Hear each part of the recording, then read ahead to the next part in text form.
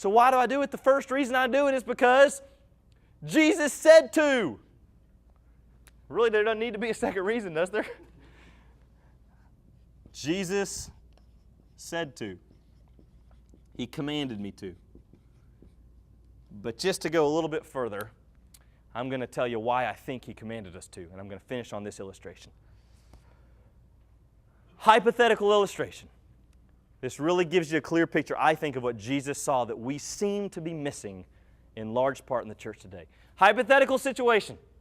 Okay, you guys might have picked up on the fact I love to share the gospel. I love it. If I have the chance, like I had last week with Jamie, to go and to share the gospel with high school kids, with college kids, I'll usually jump at that opportunity. All right, I have to have accountability to keep me from taking those opportunities because I love to share the gospel. It's so fun. And so let's just, in this hypothetical situation, let's put me as an evangelist. And let's go ahead and say, as an evangelist, the Lord through me reaches 1,000 people a day. I realize that's optimistic, but listen, it's a hypothetical situation. We can do whatever we want here. Okay, it's make-believe. So let's say the Lord through me, Raphael, 1,000 people a day. Let's freeze the population rate for our illustration. Frozen population rate, 1,000 people a day. Do you know how long it would take to reach the entire world for Jesus Christ? What do you think? Anybody want to venture a guess? Frozen population rate, 1,000 a day. How long am I looking at here? A lot of years is our best guess so far. Yeah, here, let me tell you, it would be roughly 15,000 years. Now hold on. I mean, I thought I was doing pretty good there. 1,000 people a day, right? It's not bad. They ought to be writing about me somewhere, some kind of biography, somebody working on something. 1,000 a day would take 15,000 years. Frozen population rate. Now imagine for a second the spiritual maturity level of all those who came to know Christ. What happened to them? What did most of them do? They made a decision, then what happened?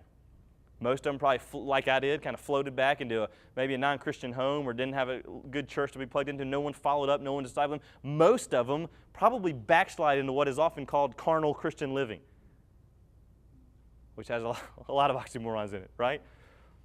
Well, let me flip this thing. What if as a disciple maker, Hassan, can you put down your Bible notebook just for a second? Hop up here with me. What if as a disciple maker, for a year, I grab Hassan and I say, hey, Hassan, man, I see so much potential in you. I'm going to invest everything I've learned, truth, life. We're going to hang out together. I'm going to do my best to infuse Christ into you. For 1 year, and I'm discipling Hassan.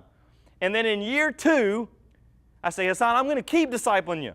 I'm going to keep this thing rolling. I love you. And Hassan's telling me, man, hey, we can't quit. Man, I'm growing all the stuff I was selling soup. Okay, let's just hypothetically, this is what Hassan's saying. So I say, year 2, Hassan, let's do this. You grab somebody that you're going to disciple. I'm going to keep working with you, but I want you to be reteaching someone. This is exactly what Soup did with me. I want you to be reteaching someone else what I'm teaching you. So year 2, Hassan, grab you a dude. Now keep it to a dude here. Grab you a dude, and let me grab Kevin right here.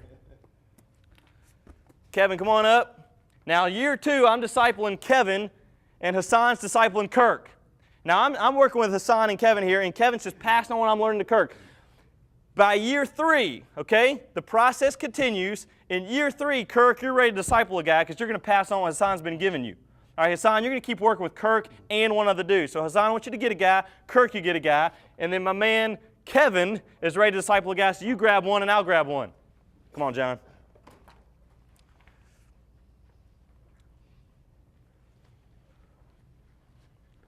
Now, look, we're growing. We are growing, Hassan. Come on, baby. Come on. Now, look, we can only go about one more round before this room is empty. Y'all see this, right? Because I don't want the dudes discipling the girls, okay? That gets kind of iffy. Now, what I want you to see is this.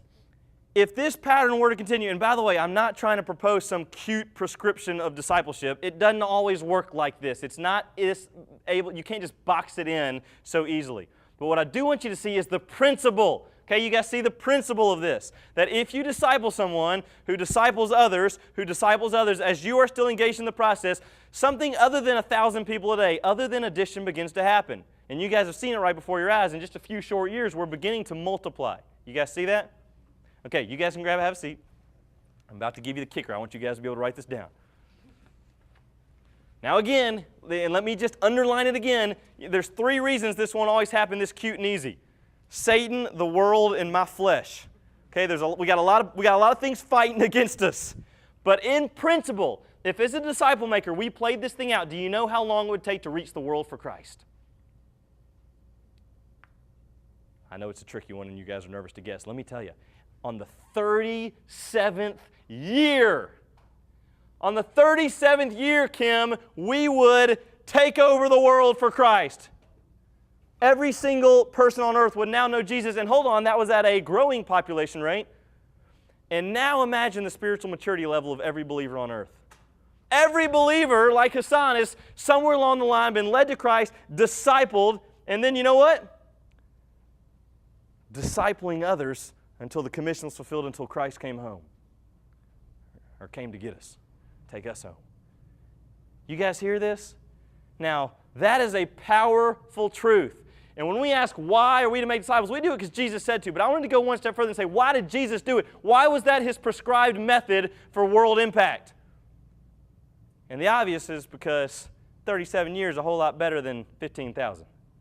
Jesus knew the greatest way to anthem out the gospel to all nations was by making disciples who could make others.